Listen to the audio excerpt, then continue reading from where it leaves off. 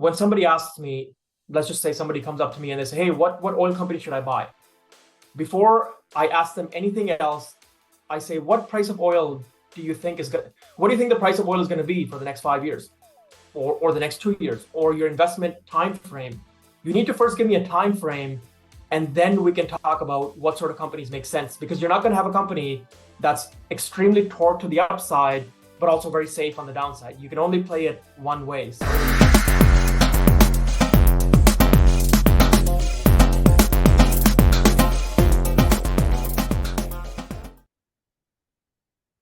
Hello and welcome to Capital Cosm, everybody. Today we have a very special guest on the show. It is Shubham Garg. Welcome to the show, my friend. Yeah, thanks for having me, Danny. Before we get started, though, nothing in this episode is financial advice. Neither Shubham nor I are financial advisors, so please do your own due diligence. And with that said, Shubham, give us a little intro in terms of who you are. Yeah, you bet. So petroleum engineer by academic background. Worked up in Canada in the oil fields for about 4 years. So I had this mentality that, hey, if I'm going to be doing engineering on a well, I need to understand what am I actually doing, what equipment am I working with, what is the real world application of things. So basically worked in the field for that time.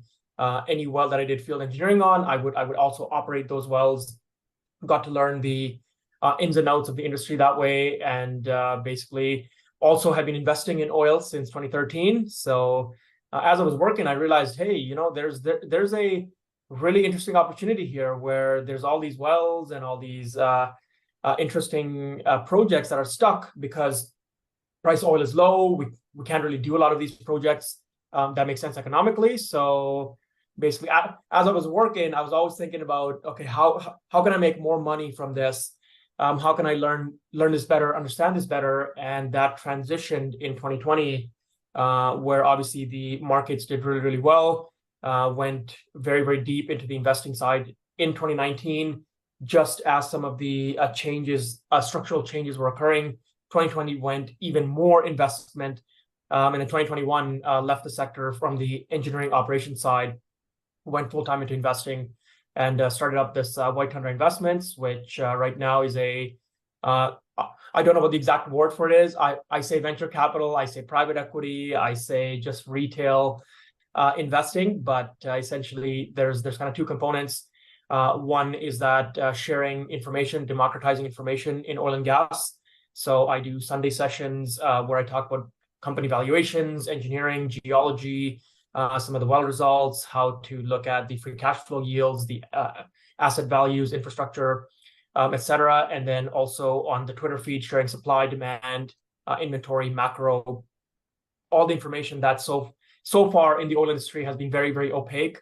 And then the second part of White Tundra is we have now done 6 investments, non-brokered private placements or brokered, but I'm not the broker, just investing in them. As sort of a bigger group. So I'll come in as a lead investor, and then we have our sort of sphere of influence that comes in and invests with us. So small cap, junior growth companies in the Canadian conventional space is our niche. And the most recent update, I guess, is about a month ago, we got approval from the Alberta Energy Regulator to hold our own well licenses and mineral rights. So our foray into the E&P world now, which I hope to provide some updates on kind of in the next few coming months. Nice. So you found yourself in the geological space, transitioned into the investing space, and now you're kind of, in your words, you're kind of in VC, private equity, and so forth. So what would you say? I know you invest in private placement, but do you also still have any holdings in public companies as well, like on a personal level? Yes, yeah. So my personal portfolio is 99.99% oil, and then the White Tundra portfolio is also 99.99% oil. So we kind of maintain a 50% right now is in call it public small to mid cap E&Ps. I don't invest in anything that's bigger than a mid cap. It just doesn't offer the same sort of leverage profile, the same sort of yield and torque on the upside. Really betting on the higher for longer structural bull thesis. So we want names that are going to respond to that. And if an opportunity comes up on the private side where, look, I can get more torque or just a better deal by switching that money up, that's kind of the model that's being ran right now. But right now, I'm pretty happy with the way the portfolio is set up, where it's about 50% small to mid cap public E&Ps, and then you have 50% roughly in the junior kind of companies, and some of those are public as well. So we enter through a private placement, but then the equity itself can be a publicly traded entity. And yeah, just kind of running that model for now, and really targeting, once again, on the public names, targeting the conventional producers with leverage, lower decline, and anything that has a little bit of a growth arm to it as well. So looking for really good geology, looking for really good enhanced oil recovery projects, love fields that are water flood, CO2 flood, polymer flood, infill drilling.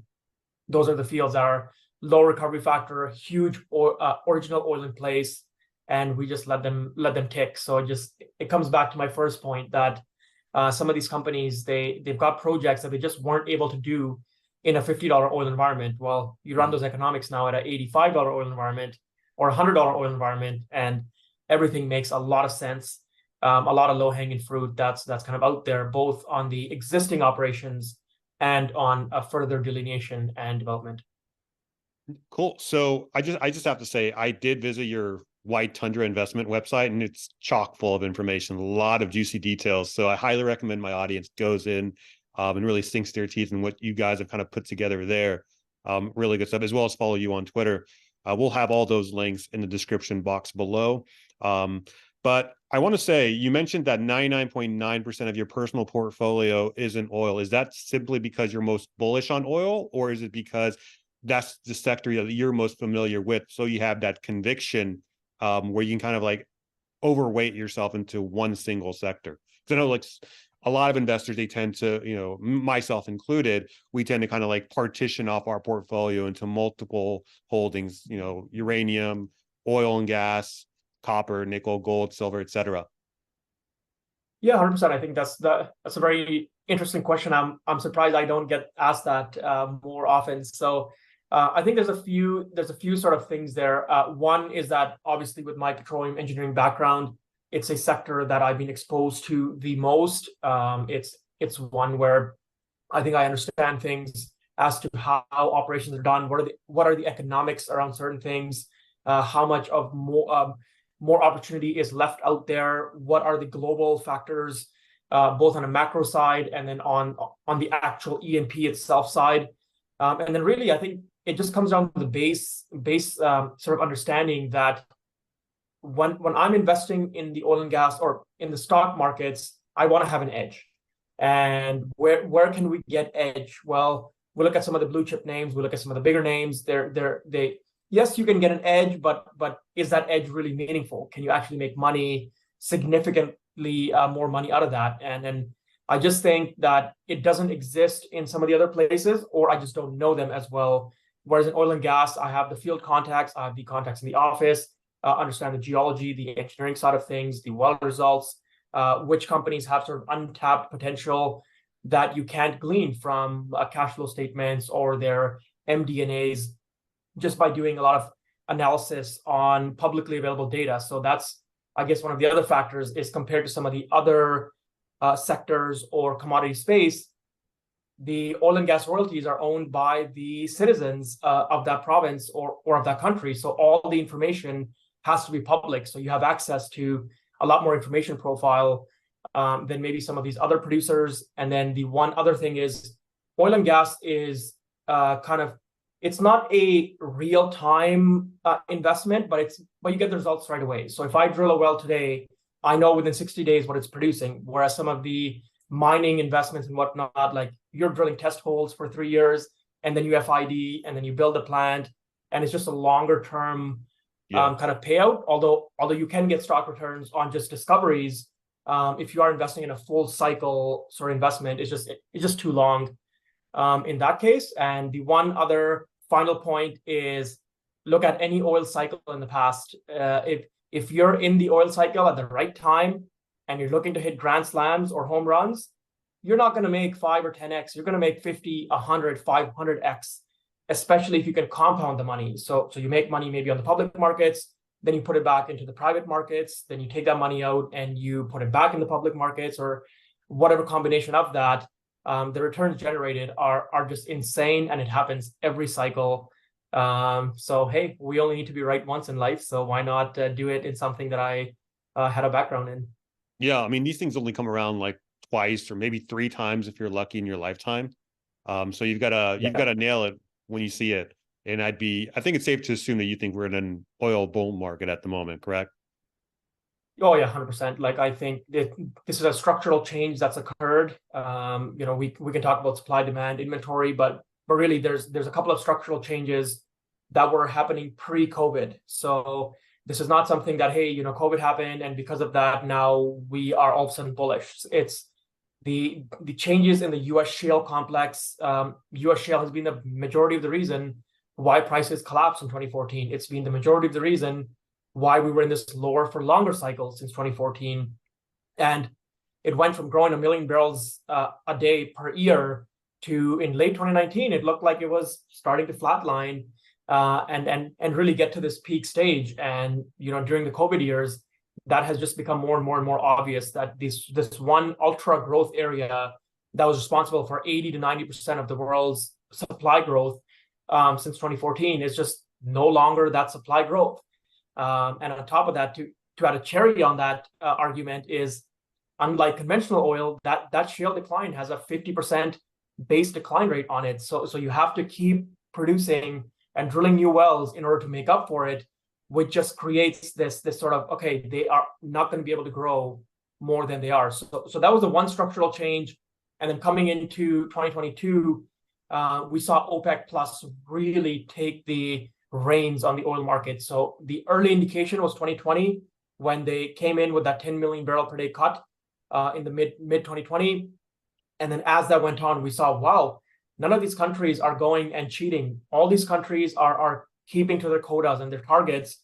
And most importantly, Saudi Arabia looks like they want to be the leader. They're willing to make the decisions on their constituents' behalf, which sometimes can be a bad thing. But when you're running a cartel, that's what you want. You don't want people to be saying, no, we don't want to do this, or pushing back on things. You just want to make a decision and people stick to it. So we saw that regime change.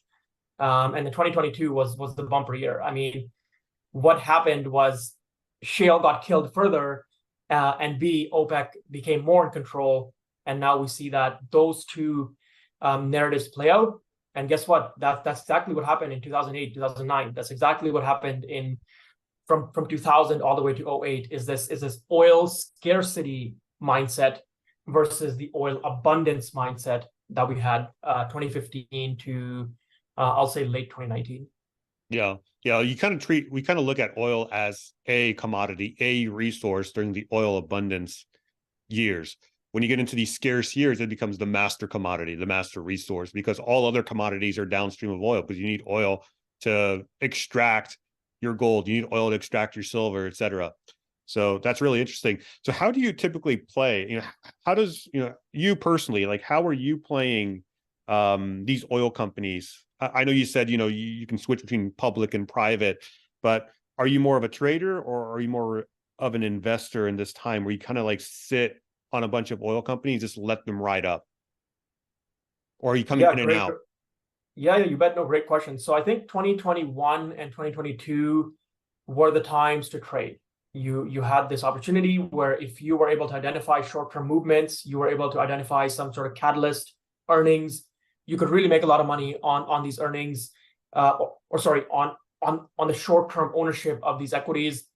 People made a lot of money in options because they essentially turbocharged that short-term investment on not even short-dated, but even medium-dated call options on some of these equities. Now I think we're more in a thesis, a cycle investing thesis, that we're investing in an undersupply cycle. And what do we want to do in a cycle? We want to pick companies before that cycle gets hot or popular. We want to pick the companies that are best set up to get rewarded in that sort of cycle. So the investment thesis relies on exactly that. So one kind of point here is when somebody asks me, let's just say somebody comes up to me and they say, hey, what oil company should I buy? Before I ask them anything else, I say, what price of oil do you think is good? What do you think the price of oil is going to be for the next 5 years, or the next 2 years, or your investment time frame? You need to first give me a time frame, and then we can talk about what sort of companies make sense, because you're not going to have a company that's extremely torqued to the upside, but also very safe on the downside. You can only play it one way. So if you are a very bullish investor, like I am, we're really focusing on the smaller names, the ones with leverage on them, lower decline. We want conventional producers with lots of inventory, and then we just hold on to them. So I'm talking, my largest position now is being my largest position for almost somewhere between 18 and 24 months already. That's been the stalwart of the portfolio. The rest of the positions have kind of moved in and out, but for the last, let's say, 6 to 12 months, I would say I have not made any major changes to the portfolio, because the companies are what the companies are. Once you've identified the top dogs that are gonna perform in the cycle that you think is coming, or that we're currently in already, I just leave them be. And the only changes that I'll make now is if something on the private side comes up where they say, hey, here's an opportunity for a well drill, or here's an opportunity for participation in some sort of acquisition. And then if that makes more sense than what's currently on the market, then we can make that decision to switch. But at this point, these companies are going to be in the portfolio as the cycle plays out. I'm not going to be kind of a fence sitter and hesitate and say, oh, well, maybe I should, for a short period, switch to this safer play or trade in and out. Because you end up missing those big runs that happen. No Chevron and really and Exxon. Yeah, no, unfortunately, you will never see those end up in any of our portfolios. But maybe it fits a certain type of profile. So yeah, that's kind of the long answer to what you asked. So yeah, I just think there's opportunities for people that want to trade. I should be careful with what I say. So people who do want to sit there and watch the markets day in, day out, they want to watch every news release, they want to watch all the price action and the momentum. You can still trade oil very, very nicely. The intraday volatility and the week-to-week volatility is still very attractive. I just think the time to money earned compared to last year and 2021 is just not worth it for somebody who's investing in it for a cycle sort of thesis. Yeah. So you anticipate holding on to your holding on to your companies for a while now. What does that number look like based on your analysis? How many years do you anticipate having to hold on until we kind of see a blow off top and just repeat the cycle back down? Yeah. So the way that I run my models is on an 8 times free cash flow yield. So I'm looking for companies to trade at 8 times what they put out in the free cash flow of whatever price that's going on. So if I'm saying, okay, for the next 5 years, I'm expecting a not average, but a rough range of price between 95 and 120. Let's just use that example. Mm-hmm. Once companies start getting closer and closer to 8 times free cash flow, and WTI is within that range, is when I would look to exit the public market investments. On the private side meaning the private placements, I want to remind again, some of those companies are public companies. Those companies is more of I'll call it the vision story. So if the company is saying, hey, we have reservoirs such that we can 5x production, and we can run these enhanced oil recovery projects, and we can do this water flood, and we can, let's say, acquire this other property and do XYZ with it. Now it becomes more of okay, this is the story that they're running. At what point in the story is the risk reward not worth it? And in a lot of cases, you don't have to wait until the story is fully played out. It's somewhere 65 to 80% of the way through that the value gets unlocked. And then you say, okay, well, maybe I have this much upside left, but I'm gonna have to wait another X amount of months, or I'm gonna have to take downside risk on the commodity. So we exit. And that's, I think, the way that I look at it. I don't need to make a decision now as to when I'm going to exit. I'm also watch for these parameters as they get closer and closer to hitting, and kind of make a decision based on that. And just be cognizant. This all comes down to risk reward. If the price of oil I thought was going up, but the companies today were trading at 20 times cash flow, I would not be in the sector. So it's not just that you're bullish on the commodity, it's that you're bullish on the commodity, and the valuations that you're getting these companies at makes a ton of sense. So both of those factors have to play out, and you'll likely see me exit, not even like we definitely want to exit before the blow off top, but I think you'll see me exit a lot earlier than what a lot of people may look at this cycle with, because I'm not trying to get every single percentage on the top. I'm trying to get to a point where my risk reward is no longer skewed in my favor. So I don't want 50-50 bets. I want 80-20 bets and 90-10 bets and 95-5 bets. As long as the odds are in my favor, it favors you to play that game over and over and over, because the expected value is always going to be in your favor. Yeah, I respect that nod to expected value. As a statistician, that's the way I kind of look at the world in terms of, if I were just to run this experiment, n equals 100 times or n equals 1,000 times, what would be, if we added up all the wins and losses, what would we come out with? And that's kind of like, that's how you should, that's how I look at investing as well, from an asymmetry perspective, where you've got more asymmetry to your upside relative to your downside, Right. in a sufficient fashion to where you can kind of keep going. Interesting. So you're looking at around $95 to $120 WTI, and what was the cash flow number you said again? Yeah, so eight times free cash flow. 8 times. And just to clarify, a free cash flow is the cash flow that a company generates, an oil company, but after paying off the capital expenditures to keep their production flat. So every oil well declines. Yep. Therefore, if you don't spend money on capital, your production in 1 year will be maybe 10% less, 20% less. How much money do we need to spend to keep our production flat? And what's left after that is essentially your free cash flow number. And I really like using free cash flow for oil and gas companies, because it tells you how much money can be given out in dividends, in buybacks, in debt reduction, in acquisitions, whereas the EBITDA or the earnings in oil companies is more so tied to the reserves of the company, not the year-to-year cash flow generation in that specific year. Yeah. So let's go ahead and pivot over to the price of oil itself. It's sitting at about $85, like you kind of alluded to. Is oil cheap, barely priced, or expensive in your opinion at the moment? Yeah, so I might get shot for saying this, but I think right now, as things stand, if I was a non-oil investor, just looking at it completely unbiased, it's a fair price. You see, okay, inventories are drawing. We have sort of this spare capacity in the market.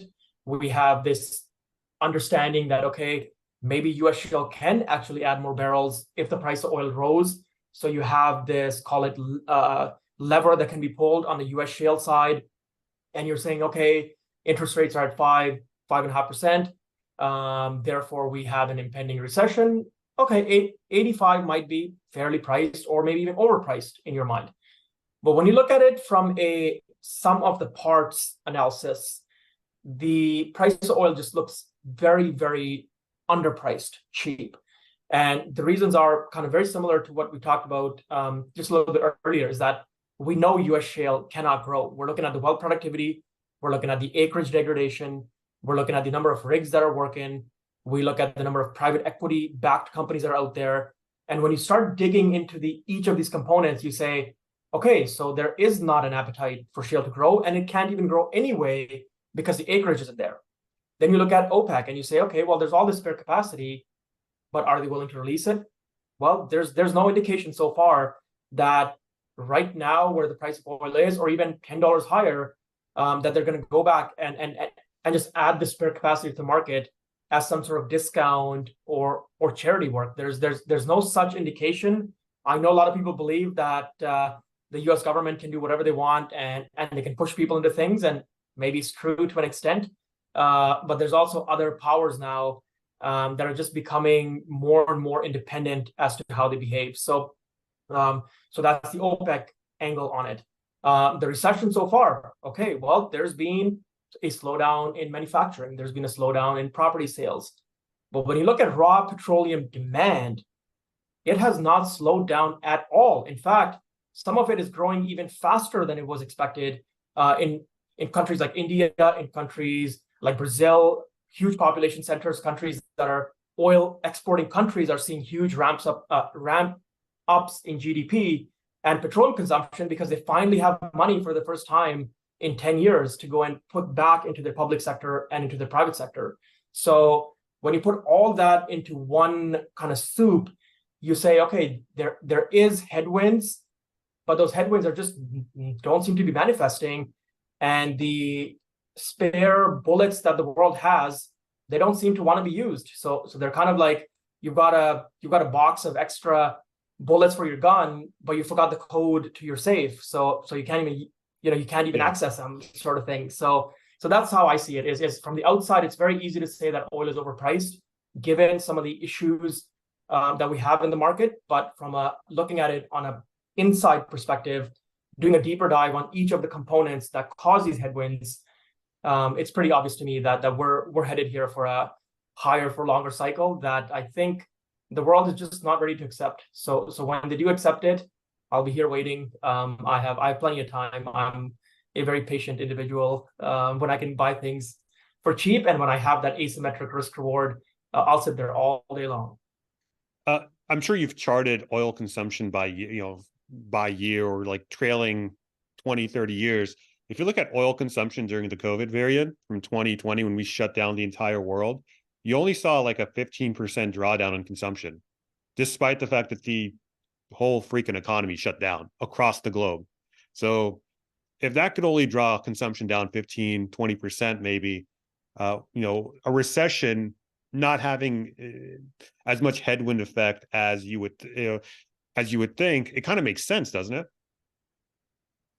Yeah, I would like to say so, but that argument frequently gets me a lot of pushback as to I'm just a dreamer and I'm a Uber bull and perma bull and all this. So I think yes, when you look at the reality of the world and how much petroleum we consume, I think it's pretty obvious that we're gonna head back there and continue growing. I mean, some of these countries are just coming back from COVID now, and it's not just China. The Chinese travel and manufacturing and property and just overall economy has a huge second order impact on Korea and Japan, Vietnam, Indonesia, Malaysia, all these countries around it. Even Australia and New Zealand are very much tied at the hip to what China is doing. So as that reopening slowly plays out over time, I think you're going to see barrels being added to replace some part of the barrels that are being lost. And I think your point is really good in that the barrels that are being lost are actually not that many. So